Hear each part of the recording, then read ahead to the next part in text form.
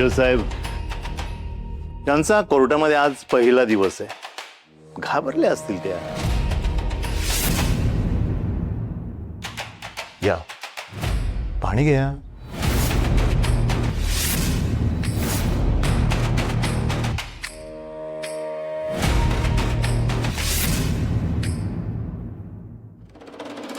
द्या. मी ठेवते. No formalities. द्या द्या द्या.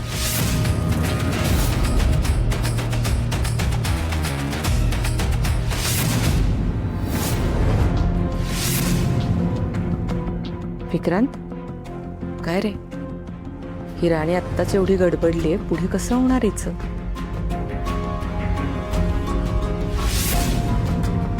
झाला तर रिलॅक्स. आता तुमचं म्हणणं मांडा. जज साहेब, मी ॲडव्होकेट राणी महाडिक, मी इंद्रजित महाडिक यांच्या बाजूने आज कोर्टात केस लढण्यासाठी उभी आहे.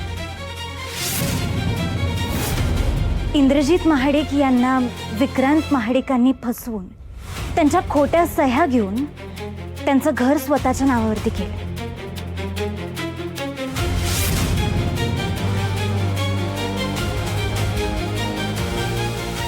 इंद्रजित महाडिक यांच्या पूर्ण कुटुंबाला त्यांनी घराबाहेर काढले आणि विक्रांत महाडिक हे इंद्रजित महाडिकांच्या घरावरती स्वतःचा हक्क आहे असं सांगतात. ऑब्जेक्शन माय लॉर्ड.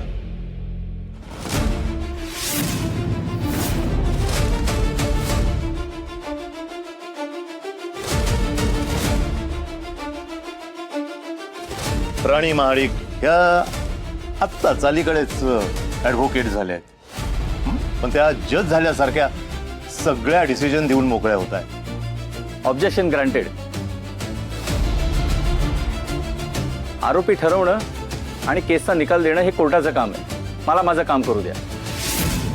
मी दोन्हीकडचे म्हणणे ऐकून घेईन आणि मग निर्णय देईन. जजसाहेब, मी निर्णय सांगत नव्हते, मी फक्त जे काही घडलं ते सांगत होते.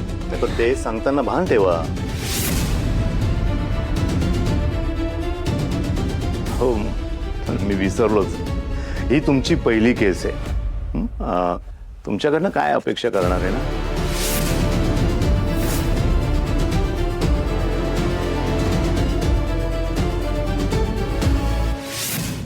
जजसाहेब, हे मुद्दा मला डिवचतायत असं वाटतंय. ॲडव्होकेट कारखानीस, केसवर बोला. सॉरी जज साहेब, मला वाटलं नव्हतं त्या अगदी लहान मुलीसारख्या लगेच कंप्लेंट करतील. पण ही सगळी भीतीची लक्षण आहे बरं का.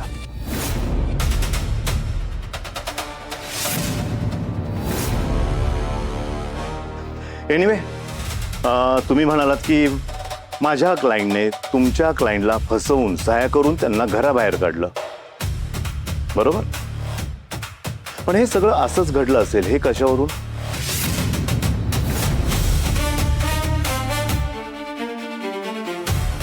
असंही झालं असेल ना की तुमच्या क्लायंटने अगदी स्वइच्छेने आनंदाने आमच्या क्लायंटला म्हणजे विक्रांत महाडिकांना स्वखुशीने ते घर दिलं असेल.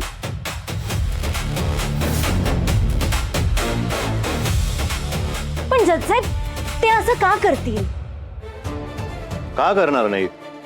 माझ्या बघण्यात असे अनेक जण आहेत की ज्यांनी स्वतःची प्रॉपर्टी अगदी आनंदाने स्वखुशीने दुसऱ्यांच्या नावावर केली आहे.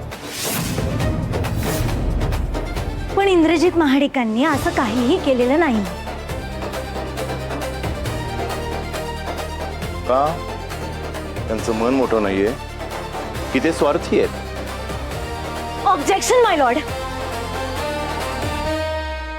जज साहेब, यात ऑब्जेक्शन घेण्यासारखं काय आहे?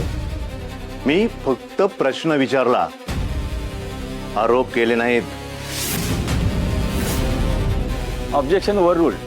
ॲडव्होकेट राणी, तुम्ही प्रत्येक गोष्टीला ऑब्जेक्शन नाही घेऊ शकत. असू द्या माय लॉर्ड. अहो, नवीन आहे ती, पहिल्यांदा केस लढते. आपण तिला सांभाळून घ्यायला पाहिजे.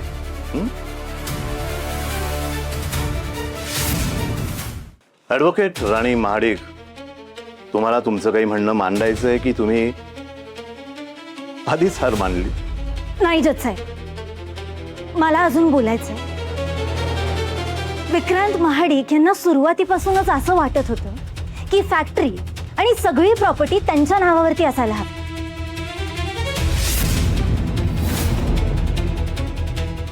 हो. आणि हे म्हणजे तुम्हाला कसं कळलं? त्यांनी तुम्हाला सांगितलं का?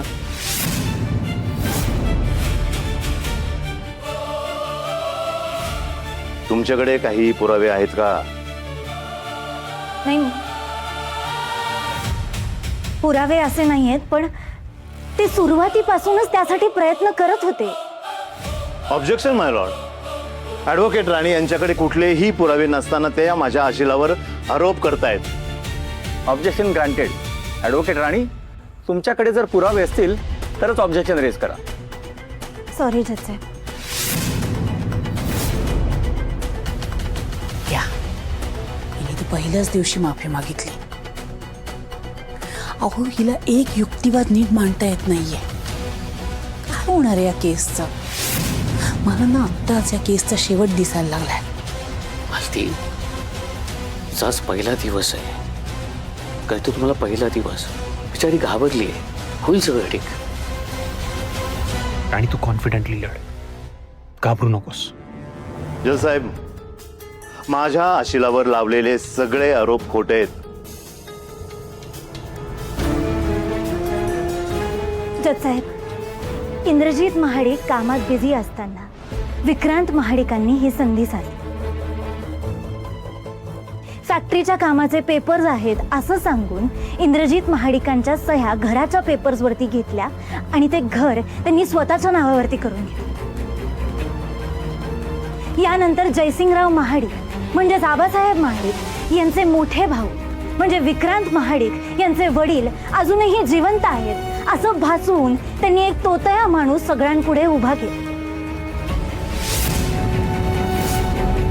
त्यानंतर त्यांनी आबासाहेब महाडिकांना वेठीस धरलं आणि त्यांच्या पूर्ण कुटुंबाला घराबाहेर काढलं. आबासाहेब महाडिकांसारखे एवढे मोठे प्रतिष्ठित वडीलधारे माणूस ज्यांनी लहानपणापासून आपल्याला वाढवलं, सांभाळलं, हे सुद्धा ते विसरून गेले. यांच्यामुळे इंद्रजित महाडिक आणि त्यांच्या कुटुंबियांना त्यांच्या घरासमोरच्या झोपडीत राहावं लागतंय. इंद्रजित महाडिक यांच्या पूर्ण कुटुंबाला त्यांनी स्वतःच्याच घरामधून बेदखल केलं. इंद्रजित महाडिक आणि त्यांच्या कुटुंबाला हे अजिबात मान्य नाही. जज साहेब, त्यांना न्याय मिळालाच पाहिजे.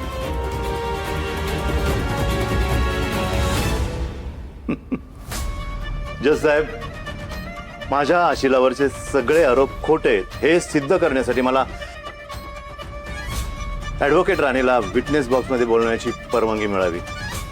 परवानगी आहे. थँक्यू.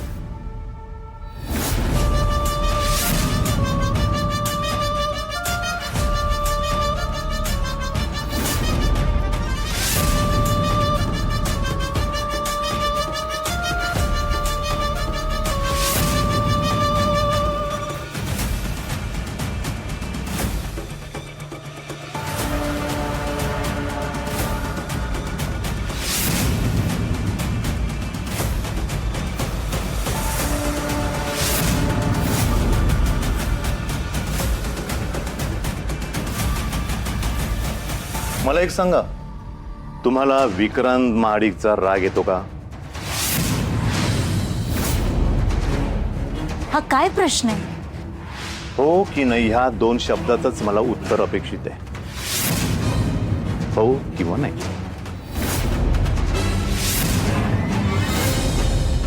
येतो. तुमचं बालपण हे गरीब वस्तीत गेलं. त्याचा ह्या केसशी काय संबंध? हो की नाही? हो.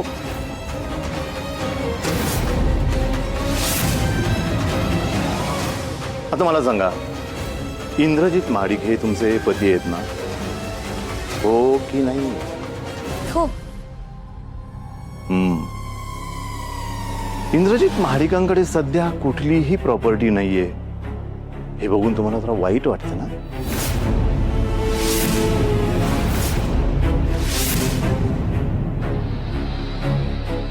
हो.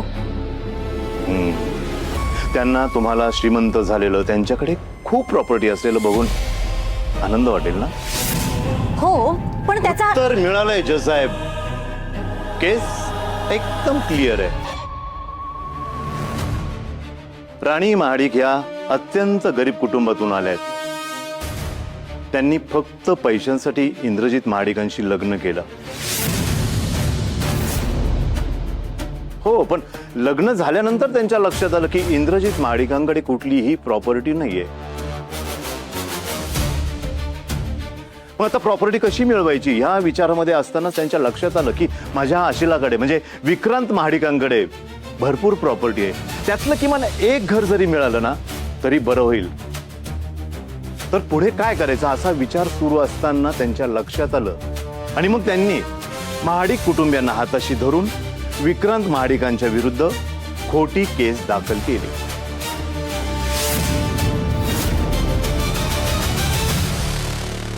हे खोट आहे जज साहेब, हे खोट आहे. आमच्याकडे पुरावा आहे. मालती मॅडम यांनी स्वतः त्या घरात जाऊन तो पुरावा आणलाय.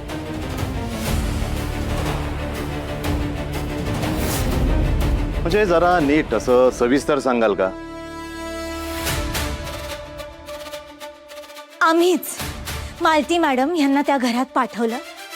आमच्यात भांडण झालंय असं भासवलं आणि मग मालती मॅडम त्यांच्याबरोबर राहायला गेल्या आणि त्यांनी ते पुरावे इथे आणले. हो, अच्छा. म्हणजे याचा अर्थ असा होतो की मालती महाडिक यांनी माझ्या आशिलाच्या म्हणजे विक्रांत महाडिकांच्या घरात घुसून त्या पेपर्सची चोरी केली.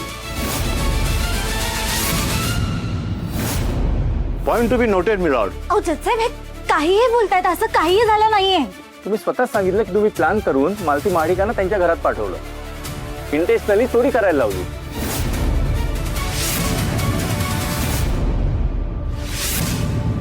एक्झॅक्टली जज साहेब, हे कबूल केलंय कोर्टासमोर. विक्रांत महाडिकांच्या घरात चोरी केली आहे.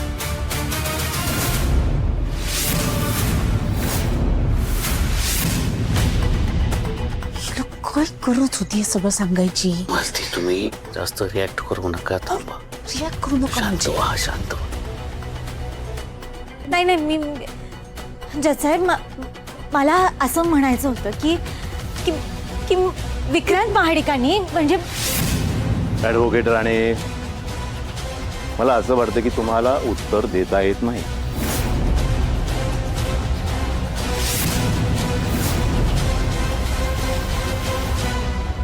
ओके, मी तुमच्यासाठी एक सोपा प्रश्न करतो. मला एक सांगा, विक्रांत महाडिकांच्या घरातून पेपर्स घेताना तुम्ही त्यांची परमिशन घेतली होती का? नाही, पण आम्ही असं काही हो किंवा नाही मध्ये उत्तर द्यायचं होतं. माय लॉर्ड, यांनी कुठलीही परमिशन न घेता ते पेपर्स घेतले. याचा अर्थ ती चोरीच झाली आहे. जज साहेब, हे काय बोलताय? विक्रांत महाडिक यांची जर परवानगी घेतली असती तर त्यांनी ते डॉक्युमेंट्स आम्हाला कधी दिलेच नसते. अहो, त्यांनीच आमच्याकडून ते डॉक्युमेंट्स फसवून घेतलेत. ते आम्हाला ते डॉक्युमेंट्स परत का देतील? जज साहेब, या सगळ्यात मालती महाडिक यांची काहीही चूक नाहीये आणि आमचा उद्देश चोरी करणं असा नव्हता, तर ते डॉक्युमेंट्स परत मिळवणं हा होता. हे बघा, तुम्ही आमच्यावरती विश्वास ठेवा.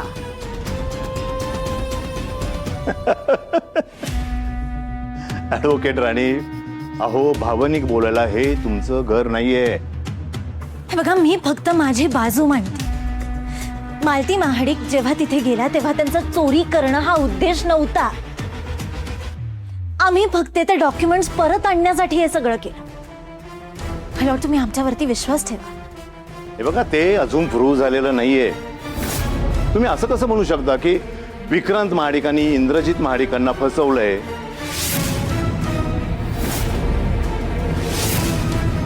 हे बघा, तुमच्याकडे कुठलाही पुरावा नाहीये. हे बघा, आमच्याकडे असा पुरावा नाहीये, पण हे असंच घडलंय. मिसेस महाडिक, अहो, हे कोर्ट आहे. इथे असं वेग बोलून चालत नाही. पण ते घर आबासाहेब महाडिकांच्या नावावरती होतं हे सांगणारे बरेच माणसं आम्ही उभं करू शकतो. हे बघा ॲडव्होकेट राणी, घर हे कोणाचं आहे हे प्रूव्ह करण्यासाठी पेपर्स हा सबळ पुरावा असतो आणि तो पुरावा तुमच्याकडे नाहीये.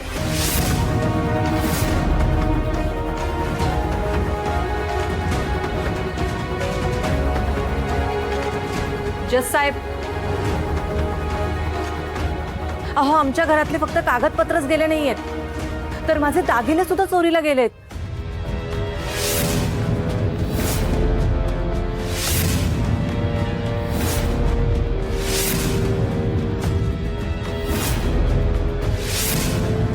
तुम्हाला जे काही बोलायचं असेल ते विटनेस बॉक्समध्ये येऊन बोला. राणी माडिक, तुम्ही बसू शकता.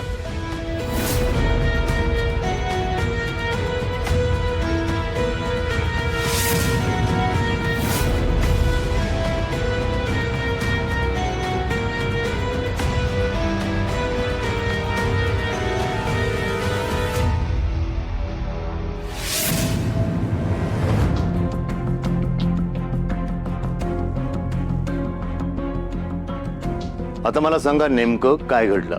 हो जज साहेब, कागदपत्र चोरीला गेले म्हणून ह्यांनी ओरडा केला खरा, पण जेव्हा मी माझ्या कपाटामध्ये शोधलं तेव्हा माझे दागिने तिथे नव्हते. कागदपत्र शोधताना त्यांनी कपाटात नक्कीच बघितलं असणार आणि तेव्हाच त्यांनी माझे दागिने चोरले.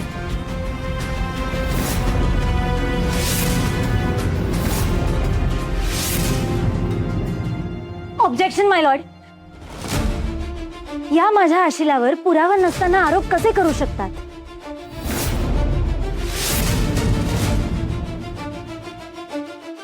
राणी महाडिक, प्लीज डिस्टर्ब करू नका. मी परवानगी मागतोय ना, मला यांच्याशी जरा नीट बोलू द्या.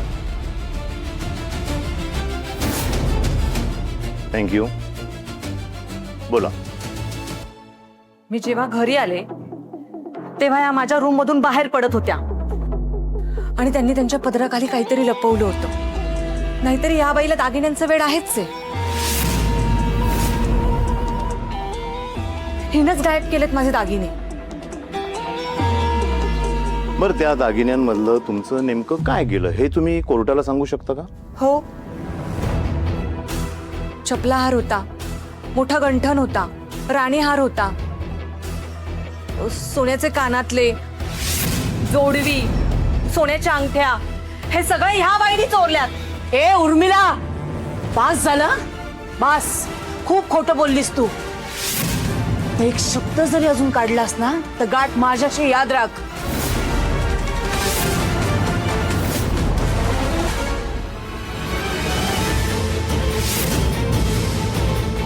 Malati, order order. तुम्ही कोर्टात धमकी देताय याचं भान ठेवा. आता जर मर्यादा ओलांडलीत तर मला तुमच्या विरुद्धात ताबडतोब लीगल ऍक्शन घ्यावी लागेल.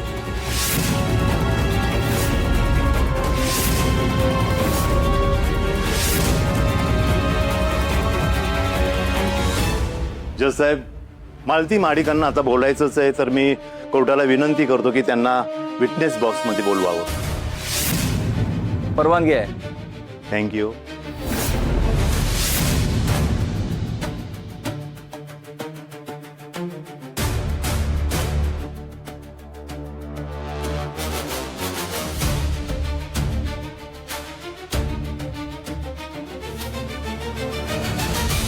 मालती महाडिक, तुम्ही त्या रूम मध्ये गेला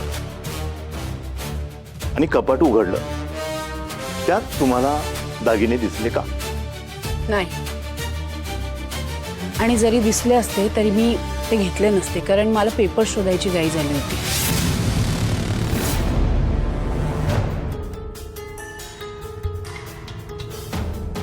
मग मला एक सांगा, तुम्ही हे सगळं केलं त्यावेळेला घरात कोणी होतं का?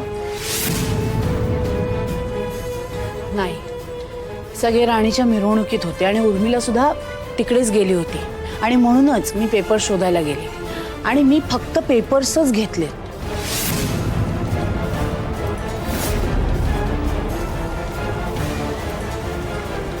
हो, यांना वाटलं होतं की राणीच्या मिरवणुकीमध्ये सगळेजण बिझी आहेत, पण मी त्यावेळेला घरी आले होते आणि मी माझ्या डोळ्यांनी पाहिलंय दागिन्यांची चोरी ह्यांनीच केली आहे. ऑब्जेक्शन माय लॉर्ड. उर्मिला महाडिक परत पुरावे नसताना बोलतात. मला त्यांना क्रॉस क्वेश्चन करायचं. परवानगी आहे.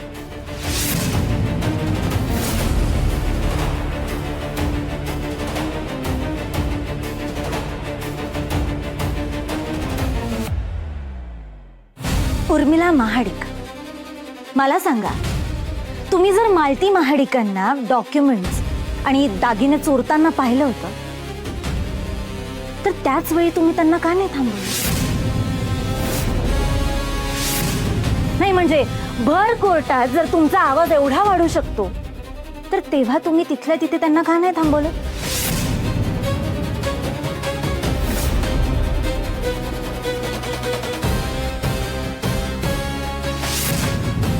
ऍक्च्युली मी खूप घाबरले होते. मला काहीच सुचत नव्हतं.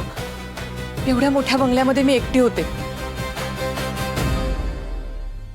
आणि या मालती महाडिकांनी माझ्या जीवाचं बरं वाईट करायला पुढे मागेही बघितलं नसतं. अहो, याआधी सुद्धा खूप त्रास दिला यांनी मला. मला वाटेल ते बोलू नकोस हा. मी असं काही केलेलं नाहीये.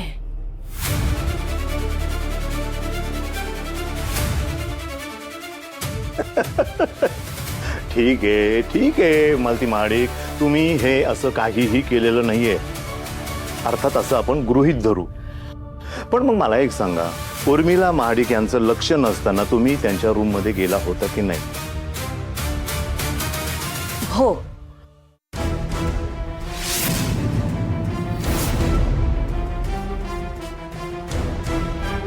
ओके, म्हणजे त्या रूम मध्ये नसताना तुम्ही त्यांचं दागिन्यांचं कपाट उघडलं की नाही? हो, उघडलं, पण मग त्यात पेपर सापडले? नाही. कारण विक्रांत आणि उर्मिलानी पेपर अशा जागी ठेवले होते जिथे कोणीही शोधणार नाही. हो, पण तुम्ही ते शोधले आणि तेही इतक्या कमी वेळात. मग या घटनेनंतर उर्मिला महाडिकांचे चोरी गेलेले दागिने तुम्ही चोरले नसतील यावर आम्ही विश्वास कसा ठेवायचा? म्हणजे तुम्ही हे कोर्टाला सिद्ध करू शकता का? मी कसं सिद्ध करणार? तेव्हा घरात मी एकटीच होते ना.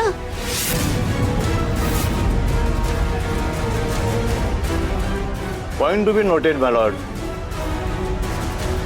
जर मालती महाडिक त्या रूम मध्ये एकट्याच होत्या आणि त्यांनी ते पेपर्स शोधले, ते चोरले, मग या घटनेनंतर उर्मिला महाडिकांचे जे दागिने गायब झाले ते मालती महाडिकांनी चोरले नसतील यावर आपण विश्वास कसा ठेवायचा? आणि ते चोरले नसतील हे कशावरून? त्या खोटंही बोलत असतील.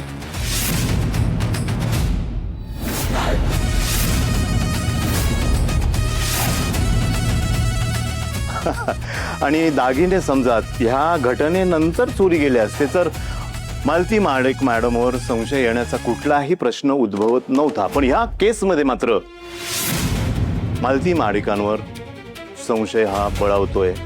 त्याला पदोपदी वाव आहे.